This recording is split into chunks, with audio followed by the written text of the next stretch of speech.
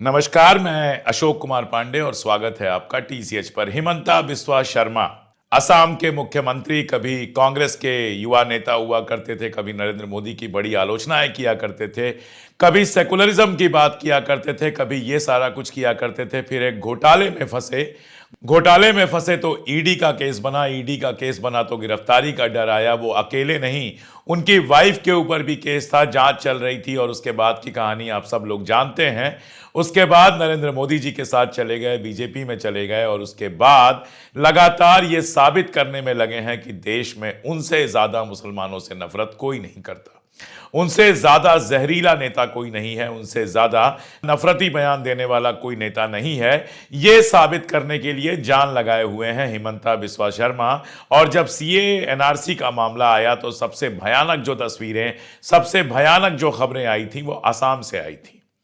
हजारों लोगों को डिटेंशन सेंटर में डालना, हजारों लोगों को बाहर भेजने की धमकी देना, उनसे नागरिकता छीन लेना, मतलब ऐसी ऐसी खबरें आई थी कि एक साहब जिन्होंने अपनी सारी जिंदगी इंडियन आर्मी को दी थी, जो सैनिक थे, रिटायर्ड सैनिक थे, उनको कह दिया गया कि आप तो भारत के नागरिक ही नहीं हैं।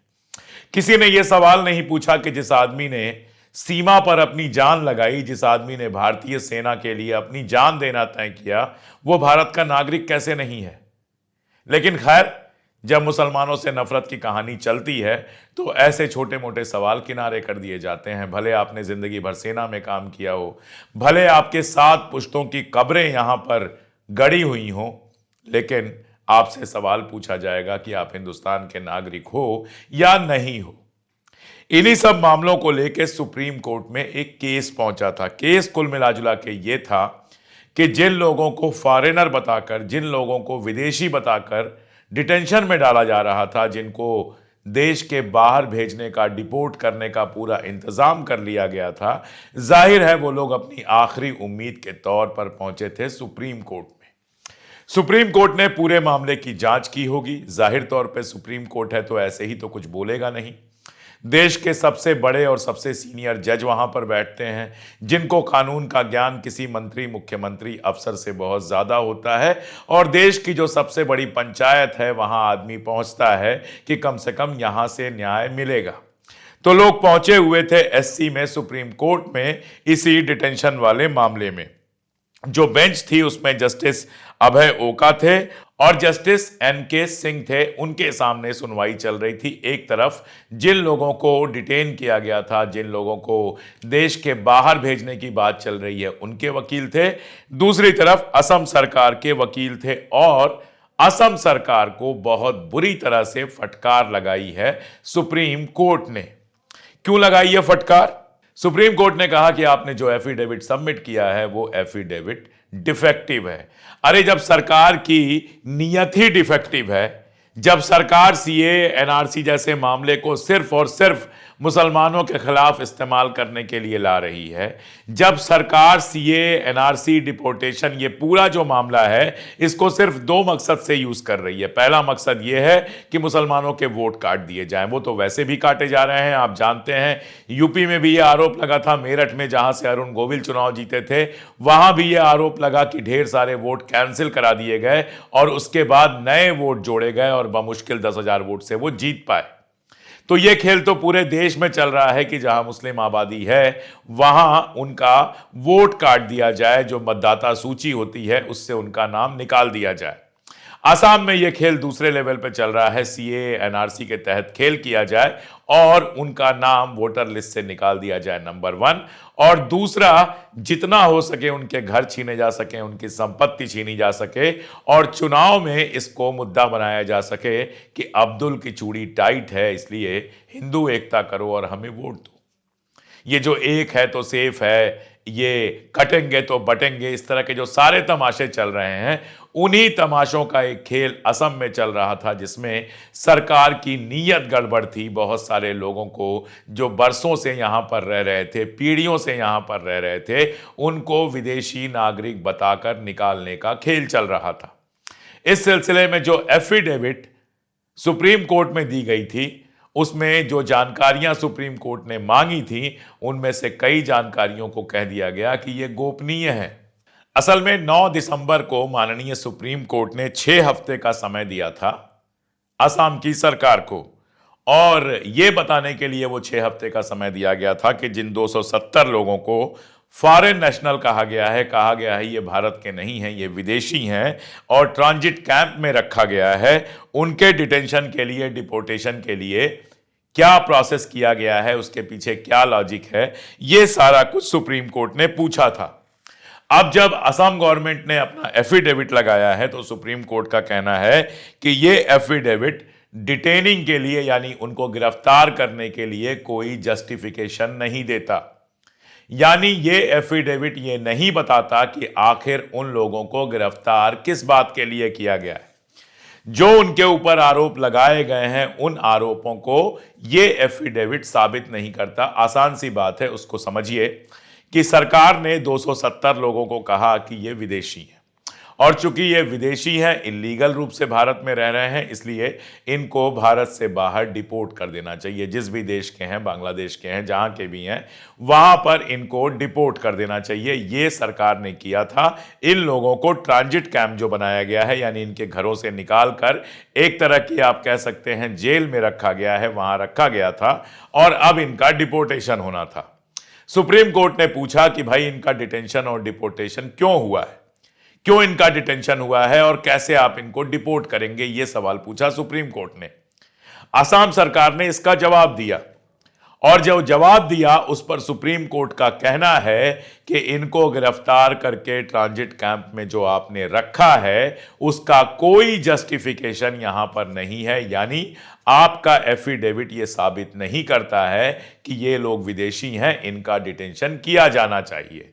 सुप्रीम कोर्ट का आगे कहना है कि this is a gross violation of orders of this court. We direct the chief secretary to remain present through video conferencing and explain the non compliance. मतलब सुप्रीम कोर्ट का मानना है कि आपने जो एफिडेविट दी है, जिसमें कई सारे तथ्य आपने गोपनीय तरीके से छिपा लिए हैं, पहली बात तो वो कहीं से यह साबित नहीं करती है कि जिनको डिटेन किया गया है उसके पीछे कोई सॉलिड वजह है।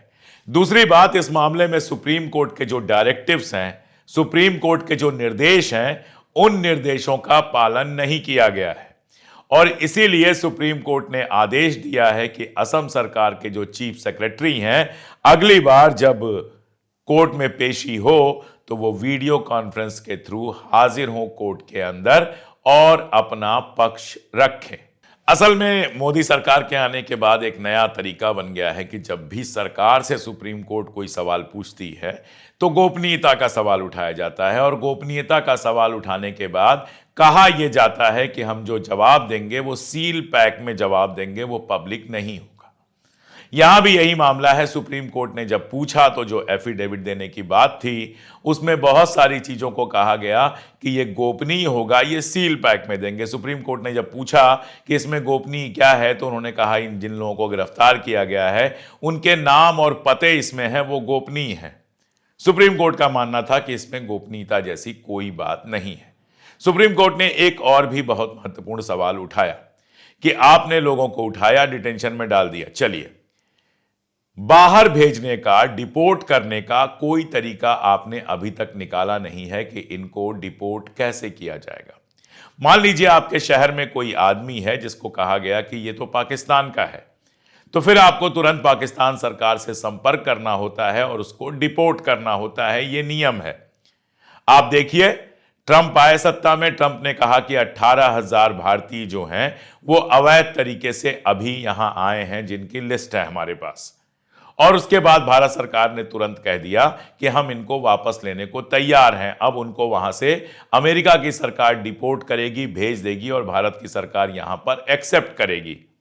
यहां भी बहुत मजेदार है कि भारत सरकार जिस तरह से तुरंत अमेरिका के सामने झुक गई, वाकई वो समझ में नहीं आता है। भारत कोई पहले नंबर पे नहीं है, भारत से ज्यादा कई देश हैं जिनके अवैध लोग वहां पर हैं, लेकिन उनकी सरकारों ने अभी तक नहीं कहा है कि जिनको आप डिपोर्ट कर रहे हैं उनको हम अपने पास रख लेंगे। यहां तक कि पाकिस्तान जैसे मुल्क ने, या भूटान जैसे मुल्क ने, या बांग्लादेश जैसे मुल्क ने, या नेपाल जैसे मुल्क ने भी अभी तक अमेरिका से ये नहीं कहा है कि आप जिनको वापस भेजेंगे हम उनको एक्सेप्ट कर लेंगे।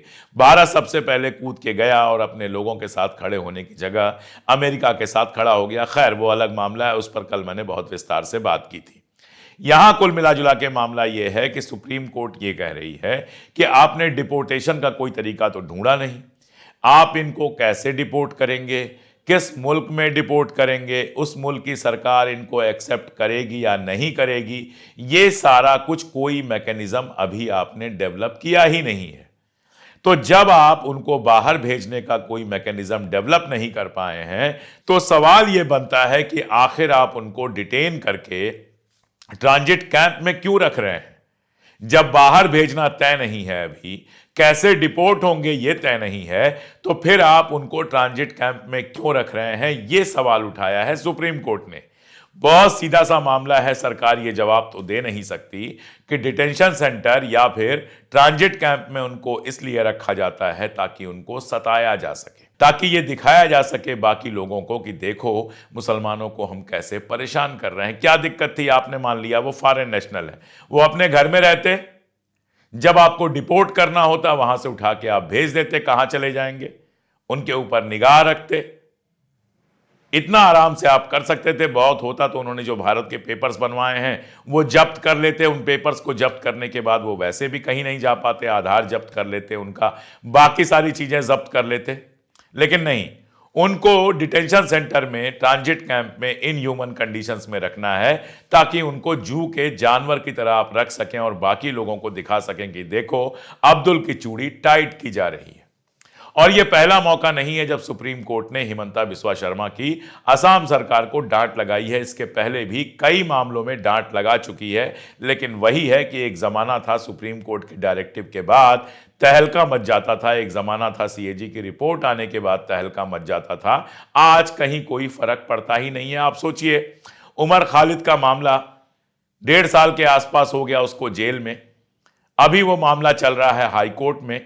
हाईकोर्ट में पुलिस वक्त पे वक्त मांगे जा रही है।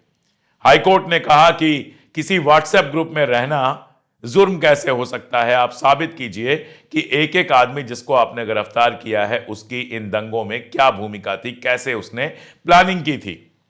दिल्ली पुलिस ने एक बार समय मांगा, दोबारा समय मांगा, जब दोबारा समय मांगा तो फिर हाईकोर्ट ने फटकारा और कहा कि एंडलेस तरीके से यह तमाशा नहीं चल सकता है, आपको जवाब देना पड़ेगा। लेकिन दुर्भाग्य यह है कि उसके बावजूद डेट दे दी जाती है, 15 दिन 20 दिन का वक्त देकर डेट दे दी जाती है। इस बात का अंदाजा भी नहीं लगाया जाता है कि जिन लोगों को फंसा कर रखा गया है, जो लोग जेल में पड़े हैं, उनके लिए 20 दिन के कैद आपने अपने आप और बढ़ा दी, भले वो निर्दोष हो।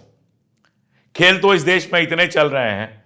अभी कल की घटना है कि ईडी को कोर्ट ने बाकायदा फटकार लगाई, 1 लाख रुपए का जुर्माना लगाया और उनको कहा कि आप हर मामले में मत घुसिए, उसी मामले में घुसिए जो आपका है। एक सिविल का मामला था, उसमें ये लोग घुस गए थे और ईडी अपने तरीके से खेल कर रही थी। ईडी के अधिकारियों के घूस लेते हुए पकड़े जाने की कहानी तो आपने सुनी ही है। तो सारा का सारा जो हमारा पुलिस है, ईडी है, जो पूरा सिस्टम है हमारा, उस सिस्टम को ऐसा लगता है कि तबाह बर्बाद कर दिया गया है। अब वो पॉलिटिकल मामलों में उपयोग किए जाते हैं। अगर बीजेपी से जुड़ा हुआ मामला है, बीजेपी के समर्थकों से जुड़ा हुआ मामला है, तो वहां ईडी हाथ भी नहीं डालेगी। और अगर वही विपक्ष का मामला है तो ईडी एकदम कूद के जाएगी, मचल के जाएगी। अगर हेमंत सोरेन को जेल में डालना है तो ईडी एकदम एक्टिव हो जाएगी। लेकिन वहीं अगर अदानी से सवाल पूछना है तो ईडी की इतनी भी हिम्मत नहीं होगी कि उसके दरवाजे पर चला जाए। अगर अंबानी अपने बेटे की शादी में सैकड़ों करोड़ उड़ा देगा तो एक बार भी इनकम टैक्स और ईडी उससे पूछने नहीं जाएगी। होगा यह कि उसका पुराना लोन माफ कर दिया जाएगा और नया लोन दे दिया जाएगा। और इसीलिए शायद अब कोर्ट से लोगों को कम डर लगता है, खासतौर से वो लोग जो सरकार में हैं या सरकार के समर्थक हैं, उनको कम डर लगता है। बुलडोजर को लेके कोर्ट का फैसला आया, बस सुन लिया गया। अभी भी मनमानी चल रही है, जिसको जो मन कर रहा है वो कर रहा है, बहाने ढूंढ लिए जाते हैं। असल जो खेल चल रहा है बुलडोजर की आड़ में, अभी आपने खबर पड़ी होगी, गुजरात में एक इलाके में मछुआरों के घर तोड़ दिए गए इल्लीगल बताकर। जो बरसों से पीढ़ियों से अपने घर में रह रहे हैं उनके घर तोड़ दिए गए इल्लीगल बताकर। क्यों किया जाता है ये सब? ताकि वो जमीन, वो धंधा अपने लोगों को दिया जा सके, अपने लोग मछली से लेके सोने तक का धंधा कर सकें। उसमें कहीं कोई दिक्कत नहीं है। अपने लोगों को जमीन ऐसी सस्ती दे दी जाती है कि पूछिए मत। अपने लोगों को हर तरह की सब्सिडी दे दी जाती है, अपने लोगों को हर तरह की सुविधा दे दी जाती है। कभी जीएसटी माफ कर दी जाती है, कभी कुछ कर दिया जाता है, कभी कुछ कर दिया जाता है। मोदी जी वादा करते हैं कि जितने लोग हैं देश में, जितने लोग हैं, हर आदमी के सर पे छत दी जाएगी। और हालत यह है कि जिन्होंने बड़ी मुश्किल से अपने सर पे छत बनाई है उसको भी तोड़ दिया जाता है। हालत यह है कि आसाम में लोगों को घर से उठाकर डिटेंशन सेंटर में डाल दिया जाता है, कैंप में डाल दिया जाता है, ट्रांजिट कैंप में डाल दिया जाता है, सिर्फ इसलिए क्योंकि वो एक खास कौम के हैं, क्योंकि वो मुसलमान हैं। और उसके बाद सुप्रीम कोर्ट डांट लगाता है, लेकिन कोई खास फर्क नहीं पड़ता है। कोई ना कोई रास्ता निकाल लिया जाएगा, कोई ना कोई रास्ता निकाल के मामला गोल गोल घुमा दिया जाएगा। और सबसे बड़ी बात है कि इतनी बड़ी बात हो जाएगी, 270 परिवारों को उनके घरों से निकालकर ट्रांजिट कैंप में डाल दिया जाएगा। सुप्रीम कोर्ट इस पर सवाल पूछेगा, लेकिन हमारा गोदी मीडिया इस पर कोई बहस नहीं करेगा। हमारे सोशल मीडिया पर दिन रात गाली गलौज चलता रहेगा, दिन रात थुक्का फजीहत चलती रहेगी, लेकिन कभी इन मुद्दों पर बहस नहीं चलेगी कि अपने ही देश में लोगों को उठा उठाकर आप ट्रांजिट कैंप में डाल रहे हैं, जबकि डिपोर्ट करने का कोई मैकेनिज्म आपके पास नहीं है। क्या नफरत में और दुश्मनी में इस तरह का काम करने की इजाजत सरकार को है? कोई ये सवाल नहीं पूछेगा। चुनाव आएगा, हिमंता बिस्वा शर्मा खड़ा होकर कहेगा मियां लोगों का वोट मुझे नहीं चाहिए। चुनाव आयोग इस पर कुछ नहीं कहेगा।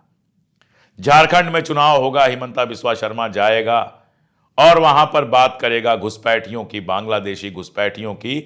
हमारा गोदी मीडिया कभी सवाल नहीं पूछेगा कि भाई तुम तो बॉर्डर स्टेट पे हो, बताओ वहां घुसपैठियों को कैसे घुसने दे रहे हो। अगर भारत में बांग्लादेशी घुसपैठिए आ रहे हैं तो इसके लिए जिम्मेदार केंद्र सरकार है और बॉर्डर स्टेट्स हैं। लेकिन नहीं, सवाल क्यों पूछा जाए? जब मुस्लिम नफरत से अकेले काम चल जाता है तो ऐसे ही चीज़ों को पॉलिटिकल बना के ख़त्म कर दिया जाता है, अपना अपना पक्ष चुन लिया जाता है। और गोदी मीडिया ने तो खैर सरकार का पक्ष जिस तरह से चुना हुआ है, बताने की कोई ज़रूरत ही नहीं है। उम्मीद बस इतनी की जा सकती है कि सुप्रीम कोर्ट की सख्ती के बाद असम सरकार के होश थोड़े ठिकाने आएंगे। हालांकि ये उम्मीद भी कितनी की जाए, उम्मीदें कर करके भी बहुत सारे लोग थक गए। आज के लिए इतना ही, बहुत शुक्रिया।